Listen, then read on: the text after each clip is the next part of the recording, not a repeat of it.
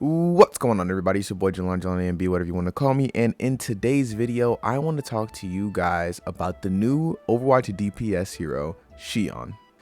Now, Shion, I feel like, has been one of the more balanced additions to Overwatch recently, with Shion not being completely meta shifting, but also not being a complete dud in the mud, like someone that is actually usable in every single match but isn't OP to the point where they would need nerfs. Now, the reason I'm making this video is because recently Shion has been getting nerfed, and in multiple of my games Shion has also been getting banned, with people thinking that Shion is quote-unquote overpowered. Now, as someone who's been playing Shion since she came out and literally mastering Shion, and now she's about to be one of my highest ranked DPSs, I have mixed feelings when it comes to people asking for nerfs on Shion. Because as scrolling through Twitter, I've seen people complain that Shion has too many burst options with her motorcycle and her execution, with the recent nerfs being that her execution and the recovery time for her execution when using it in the animation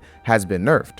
Not only that, but the projectile sizes of her primary fire going down from 0.17 to I think 0.7 at the time now makes it harder for her to actually hit primaries, which is where most of her damage comes from. Now, if you've played Shion or played against a Shion, you know that Shion is a half and half committable character.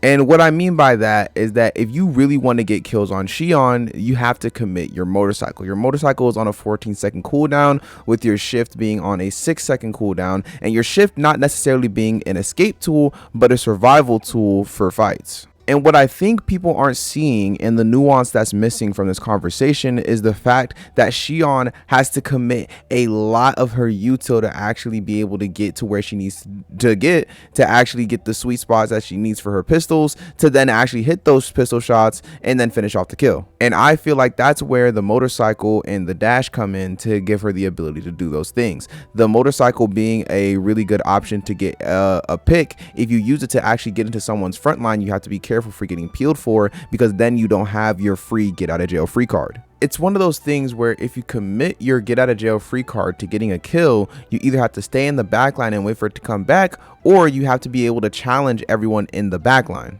which then becomes a problem for Shion, because once you commit all those tools, you have no tools to get out. But within that lies Shion's ability to have a strength within a downhill push, or when she creates an early pick, being able to pick off stragglers very, very easily, which is the entire game of Shion. But what makes her different from flankers is that she has a really good neutral game, and she doesn't completely depend on going to the backline 24/7.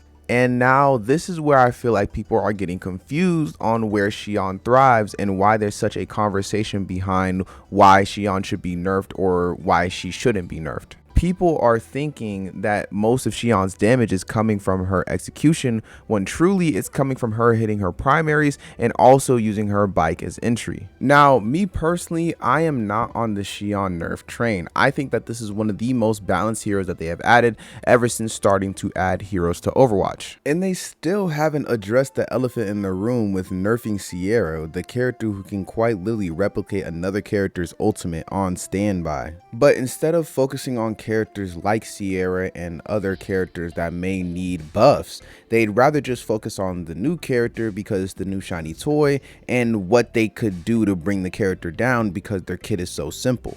And I've also seen on Twitter a lot of creators talking about Shion's ultimate, and this is actually something that I have been talking about on my stream as well, with Shion's ultimate, and the fact that it's just simply not that broken. You can still stun Shion out of the ult, you can still hinder her, you can still trap her, you can still chain her with Mizuki, you can still even melt her, you can quite literally just outrange her, use your escape ability, and then still do damage to her because she doesn't gain any overhealth. That's the whole risk with Shion's ult. If you go deep in someone's backline with your ult, you don't get any healing, you don't get any extra shield, you don't get any extra health, and or you have to burn your dash to actually give yourself extra health to go in with. So it's really a situation of these people not paying attention to the smaller details of the character when playing and going against the character, rather than just wanting to get their opinion out there so they can have a banger tweet. But I feel like this conversation speaks more to how the community perceives heroes when they're added to games, and how people would rather want to say that every new hero is broken, which has honestly become a meme recently, with the entire Marvel Rivals community saying that every character that joins the game is broken, which I can admit that Marvel Rivals has a way worse balancing system than Overwatch. So it would actually make sense for, you know, the Marvel Rivals fans to say this, but for Overwatch fans, like, we've played this game for 10 years. We know what character is broken and what it looks like when a character is broken, and to try and put that on Shion, it's honestly just kind of dumb. And I feel like for a game of Overwatch's stature, being a veteran of team shooters, I feel like the community would have been past the point of complaining about characters like this compared to characters like Sierra, because using Shion and being good at Shion and actually getting value out of Shion requires a lot of technical skill, especially with the fact that 2 out of her 3 abilities are skill shots. Because of the fact that using Shion's bike and hitting the bike can be a challenge, especially when you're throwing it from range, and hitting the execution, all shots of the execution, not just 1 or 2 of them, is also a technical feat and a skill cap that stops Shion from being completely broken. And I feel like, especially within a game like Overwatch where counters are a thing, having a new character that counters characters who are in the game, like with the Tracer versus Shion matchup being considerably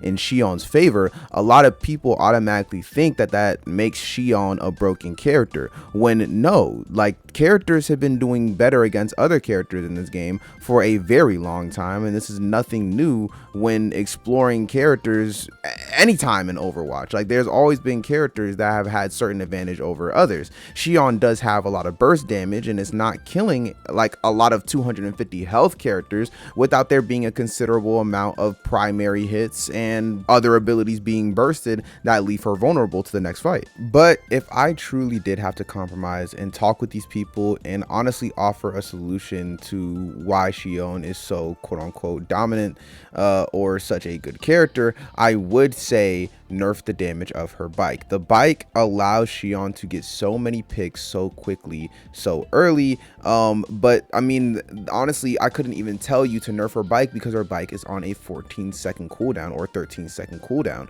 and so you're using your bike one time, probably a team fight, and then you're probably going to use it another time to either escape the team fight and or finish off the stragglers from that same team fight. So honestly, nerfing Shion just wouldn't make sense as a whole.